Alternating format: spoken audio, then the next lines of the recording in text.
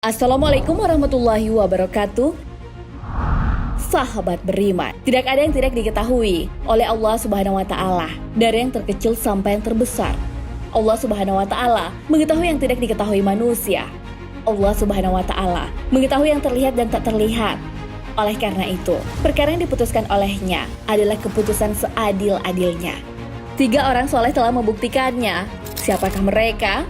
Apa yang mereka kerjakan sehingga harus berakhir di neraka? Lalu bagaimanakah seharusnya beramal itu? Tonton video ini hingga akhir agar tidak sesat. Siapakah 3 orang yang diceritakan dalam hadis Nabi Shallallahu Alaihi Wasallam? Orang-orang yang beramal belum pasti masuk surga dan belum tentu bebas dari neraka. 3 orang yang terlihat soleh membuktikannya. Hal ini sesuai hadis Rasulullah Shallallahu Alaihi Wasallam yang diceritakan Abu Hurairah. Hadis ini diriwayatkan oleh Imam Muslim, An-Nasai, Imam Ahmad, dan Baihaqi. Kisah yang sama tapi dalam teks yang berbeda. Juga diriwayatkan oleh Imam At-Tirmizi, Ibnu Hibban, dan Al-Hakim. Kisah ini pun diceritakan Abu Hurairah kepada sahabat-sahabat yang lain. Abu Hurairah tengah dikerumuni banyak orang di Madinah. Beliau diminta memberitahu orang-orang mengenai sebuah hadis dari Rasulullah Shallallahu Alaihi Wasallam. Hadis yang diberitahukan Rasulullah Shallallahu Alaihi Wasallam kepada Abu Hurairah diberitahu saat ada orang lain yang bersama mereka. Saat akan menceritakan kembali, Abu Hurairah menangis. Kisah yang disabdakan Nabi Shallallahu Alaihi Wasallam kepada Abu Hurairah adalah 3 orang pertama yang masuk neraka. Lalu apa yang terjadi pada mereka? Pada hari kiamat, Allah akan menetapkan keputusan terhadap hamba-hambanya. Satu persatu akan diadili. Orang pertama yang diadili adalah orang yang mati syahid. Ia mengaku telah banyak menerima nikmat dari yang Maha Pemberi rezeki. Allah Subhanahu wa taala lalu bertanya kepadanya, "Apa yang telah kau perbuat dengan berbagai nikmat itu?" Laki-laki itu menjawab, "Saya telah berperang karenamu sehingga saya mati syahid," ujarnya. Allah Subhanahu wa taala pun menyangkal dan berfirman, "Kau telah berdusta.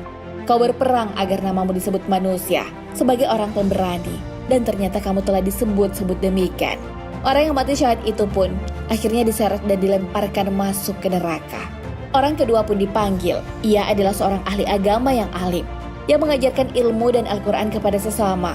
Ia pun ditanyai mengenai pemanfaatan nikmat selama hidup yang diberikan Allah kepadanya.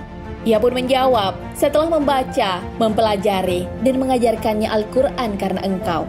Namun lagi-lagi Allah Subhanahu wa taala mengetahui niat sebenarnya dari hambanya. Orang itu berbohong. Allah Subhanahu wa taala berfirman, "Kamu berdusta, kamu mempelajari ilmu agar disebut sebagai orang alim, dan kamu membaca Al-Quran agar kamu disebut sebagai orang qari." Akhirnya, nasib orang kedua sama dengan orang pertama sebelumnya. Sama-sama diseret dan dimasukkan ke dalam tempat terburuk, yaitu neraka. Orang ketiga, yang merupakan hartawan pun dipanggil. Ia dikenal memiliki banyak harta dan suka berbagi terhadap sesama. Namun apakah nasibnya berbeda dengan orang-orang sebelumnya? Allah Subhanahu wa taala kembali menanyakan perihal pemanfaatan harta yang diberikan kepadanya. Si hartawan itu menjawab, "Semua harta kekayaan yang aku punya tidak aku sukai, kecuali aku sedekah karenamu." Lagi-lagi ternyata pernyataan itu dibantah oleh Allah Subhanahu wa taala. "Kamu berdusta, kamu melakukan itu agar orang-orang menyebutmu orang dermawan dan murah hati." Ia pun bernasib sama dengan 2 orang sebelumnya, diseret malaikat ke dalam neraka. Abu Hurairah lalu ditepuk bahunya oleh Rasulullah Shallallahu Alaihi Wasallam dan bersabda, "Wahai Abu Hurairah, mereka adalah manusia pertama yang merasakan panasnya api neraka jahanam pada hari kiamat nanti." Hadis riwayat Muslim. Lalu bagaimana seharusnya beramal itu? 3 orang tersebut melakukan amalan dengan pahala yang besar, namun tak berakhir di surga. Sebuah amalan diterima dengan 2 syarat. Syarat itu diberitahukan oleh Ibnu Katsir. Beliau berkata, "Inilah 2 landasan amal yang diterima, ikhlas karena Allah dan sesuai dengan sunnah Rasulullah Shallallahu Alaihi Wasallam."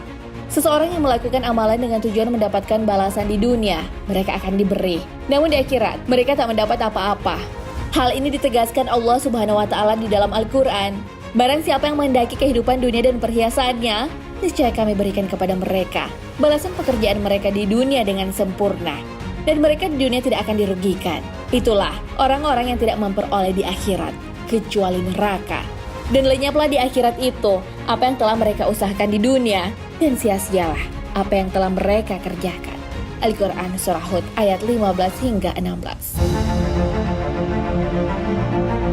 Nah sahabat beriman, itulah kisah 3 orang pertama yang masuk neraka. Mereka melakukan amal kebaikan, namun ternyata mereka melakukannya karena ingin dapat pengakuan dari sesama manusia. Hal itulah yang membuat mereka berakhir di neraka. Padahal semua yang kita lakukan harusnya hanya untuk Allah Subhanahu wa Ta'ala. Hal ini sesuai firman-Nya, katakanlah, sesungguhnya sembahyangku, ibadahku, hidupku, dan matiku hanya untuk Allah Tuhan semesta alam. Al-Quran Surah An-An'am ayat 162. Wallahu a'lam bishawab. Sahabat beriman, jangan lupa berbagi informasi dengan share video ini, karena sebaik-baik manusia ada yang paling bermanfaat bagi manusia. Wassalamualaikum warahmatullahi wabarakatuh.